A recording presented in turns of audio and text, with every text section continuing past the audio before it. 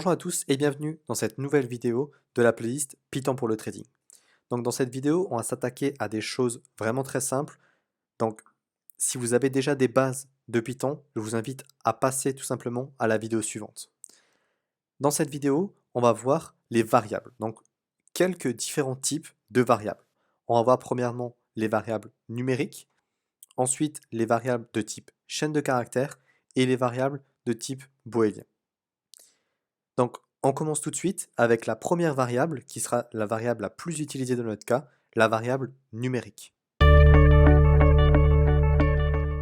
Une variable, à quoi ça sert? Une variable, ça va nous servir en fait tout simplement à stocker des valeurs.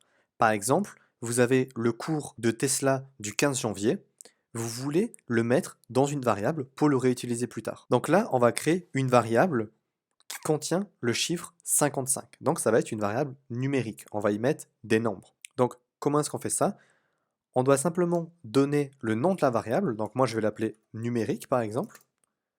Et vous lui assignez la valeur que vous souhaitez. Ici 55.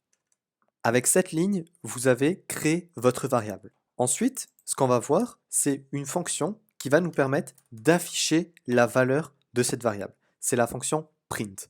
Donc pour utiliser n'importe quelle fonction, vous avez simplement à écrire le nom de la fonction, puis mettre des parenthèses et ensuite insérer les paramètres nécessaires. On verra ça plus en détail dans la vidéo dédiée aux fonctions. Donc là, on va simplement afficher la valeur qui est stockée dans la variable numérique.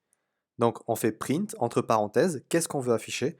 On veut afficher numérique. Si là, je lance notre cellule, donc ce qui s'est passé, c'est que d'abord, on a assigné la valeur 55 à notre variable numérique, et ensuite on l'a affiché.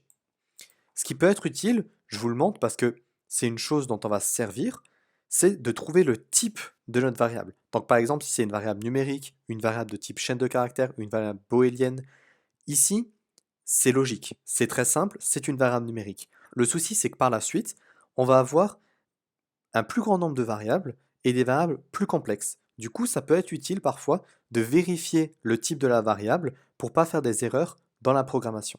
Donc, comment est-ce qu'on fait ça? Donc, on utilise la fonction print qui va nous renvoyer la valeur. La valeur de quoi? La valeur de la fonction type de notre variable qui s'appelle numérique. Donc là, si on lance, on voit que notre variable numérique est une variable qui stocke la valeur 55 et c'est une variable de type int. Donc, il y a deux sous-catégories dans les variables numériques, les int et les floats. Par exemple, si je mets 55,6, ça sera un float. On va parler maintenant d'un nouveau type de variable que vous ne connaissez peut-être pas parce que les variables numériques, elles étaient totalement logiques, les variables de type chaîne de caractères. Donc une variable de type chaîne de caractères, c'est quoi? C'est simplement une phrase.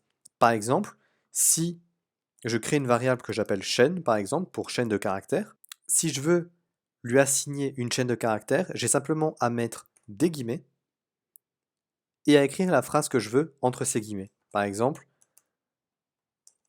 finance égale top. Si je lance, la variable chaîne va contenir notre chaîne de caractères finance égale top. Donc comment est-ce que je peux vérifier ça? Tout simplement comme avant, en affichant notre chaîne de caractères. Donc on fait encore une fois print chaîne pour l'afficher. Et ça nous renvoie finance égale top. Donc là, on a bien réussi à créer une variable de type chaîne de caractères. Ça va nous servir à renvoyer des informations, des messages d'erreur ou le nombre d'étapes, par exemple, effectuées par un algorithme.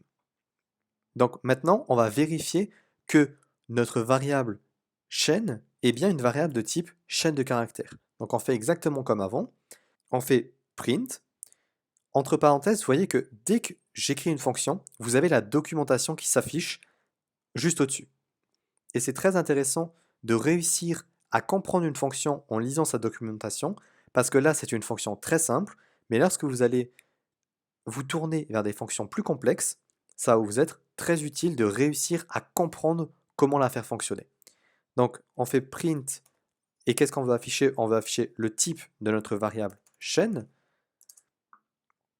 Donc on lance, et là on voit que le type de notre variable chaîne est une str. C'est une string, qui veut dire chaîne de caractères en anglais. Donc on a bien réussi à créer une variable de type chaîne de caractères. On verra dans la suite des vidéos des astuces sur les chaînes de caractères et les différentes chaînes de caractères qui existent. Mais pour l'instant, on va s'arrêter là et on va passer au type de variable suivant qui est la variable de type booléenne. Maintenant, on va parler des variables de type booléenne. Donc, entre parenthèses, j'ai changé l'orthographe qui était totalement faux. Je m'en excuse. Donc, une variable de type booléenne, c'est quoi? C'est simplement une variable qui va contenir soit la valeur vraie, donc true, soit la valeur faux, false. Donc, c'est vraiment une variable binaire qui pourra contenir que soit vrai, soit faux. Donc, on va en créer une pour illustrer comment est-ce qu'elle fonctionne. Par exemple, si je crée une variable que j'appelle vrai, je lui assigne la valeur true.